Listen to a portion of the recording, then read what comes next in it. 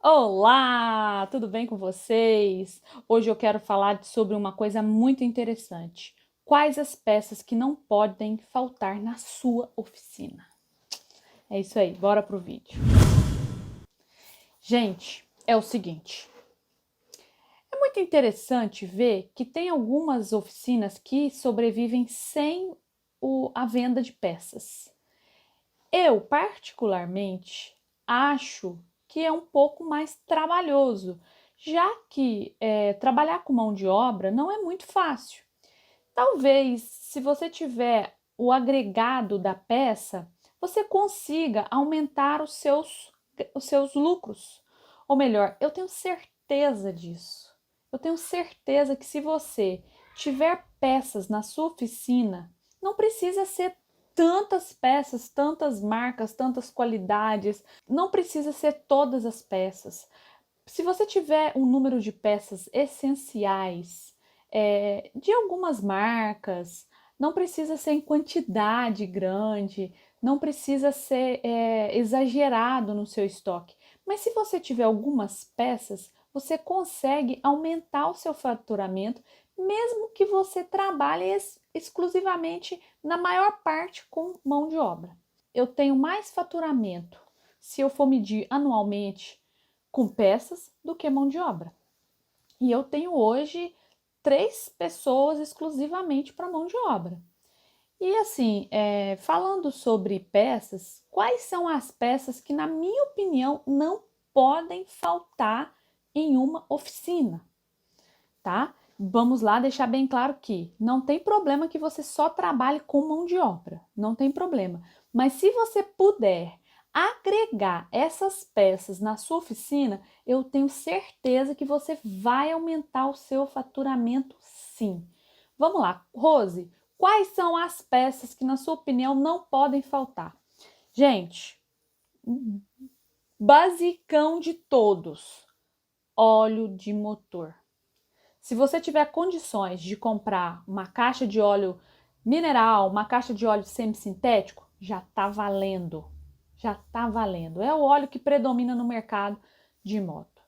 Se você tiver condições de comprar filtros de ar, de óleo, de combustível, pá, positivo total. Isso vende mesmo.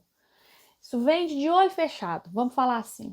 Se você tiver condições de colocar no seu estoque pastilhas de freio e lonas de freio, outro ponto positivo, coloque. Outra coisa positiva para colocar no estoque, para agregar valor, lâmpadas, exatamente, de farol, de freio, de pisca, que na maioria das vezes são as mesmas. Muda de um ano para outro aí, uma Bros, uma Bis, né? Mas são lâmpadas que vão ter saída, né? Lâmpada de freio, precisa nem falar, praticamente universal, né? Hoje todas as motos vai a mesma lâmpada de freio, não custa nada você ter lá 10 unidades de lâmpada, né? Uma caixinha de lâmpada. Alguém precisou, você vai lá e vende. Ó, eu tenho a lâmpada aqui. Você não faz o teu cliente ter o trabalho de sair para comprar, sabe? E detalhe, você ainda pode ganhar a mão de obra da instalação, que na maioria das vezes é rápido, é fácil, né? Outras coisas que você pode ter na sua oficina para agregar valor. Relação, kit de transmissão, né? É claro que todos os produtos que eu estou falando aqui, você não precisa ter de todas as motos. Faça um levantamento de quais são as motos que mais vão na sua oficina. Se são mais YBR, se são mais Yes, se são mais Bis, se são mais Titãs, se são mais phasers, twisters e por aí vai. Faça esse levantamento e você vai investir nesse tipo de peça para essas motos. Por exemplo, como eu sei que o meu fluxo não é muito grande em relação a YBR, eu quase não compro nada de YBR. Nada, quase nada. Eu tenho um fluxo quase zero de YBR. B100 antiga, quase zero. Por que eu vou investir nesse tipo de peça? Apesar de ter no meu estoque, eu tenho, mas não são coisas igual, por exemplo, uma Titan 150, que eu mantenho muito mais relação, que eu mantenho muito mais filtros de ar. O filtro de óleo da Twister, por exemplo, ele serve na Twister, na Falcon, na Tornado, em outras motos. Então você vai ver o fluxo aí, quais são as motos que mais vão na tua oficina para você tentar investir naquelas peças de giro. São peças de giro que vai ter venda fácil. Eu arriscaria um pouquinho mais. Eu arriscaria também a vender líquido de arrefecimento, que também tem saída, né? Vocês sabem que algumas motos já precisam do líquido de arrefecimento, LID, PCX, em motos grandes, né? Eu investiria também em capas de banco. Na nossa loja a gente tem muita saída, então eu mantenho capas de banco no meu estoque, porque praticamente todo dia se faz um banco. É capa mais mão de obra, certo? Mas para fazer capa de banco, você precisa ter o ferramental apropriado, né? Para te ajudar, para facilitar o teu trabalho. Uma coisa que também você poderia investir e também ter no seu estoque, aqueles que mais saem, né? Retentores de bengala e óleo da suspensão dianteira. Por exemplo, Titan 150 sai bastante, Bros, que é o mesmo retentor, né? Da maioria das vezes. Twister e Phaser é o mesmo retentor, sai bastante. Bis eu não vou falar tanto, mas sai também, né? Bis e Titan 125 é o mesmo. Eu invisto, eu falo para vocês investir, mas não para você ir lá comprar trocentas peças, não há necessidade disso. Eu acho absurdo hoje uma oficina que vende 5 caixas de óleo ir lá e comprar 10. Tá errado, porque você vai ficar com a mercadoria parada. Você vai vender a preço baixo, porque você não vai ficar ligando para saber, fulano, quanto tá o óleo, né? Então, assim, comprem na medida em que for vendendo. Se você vende 5, por que você vai comprar 10? É desnecessário. Eu passei por uma situação recentemente de que acontece muito, eu vejo demais isso acontecer em mecânica de carro. Eu precisei levar meu carro para trocar uma peça e o mecânico não tem peça. E se você for analisar, a maioria das mecânicas não tem peça. Isso porque a gente mora num local onde o acesso a peças é muito fácil. O acesso a fornecedores grandes é fácil. Se fosse num lugar que o acesso fosse tivesse um pouco mais de dificuldade, eu entenderia. Mas numa cidade onde o acesso a fornecedores é fácil, é inadmissível o cara não ter um óleo, não ter um filtro, não ter uma vela. Vela é importantíssimo, gente.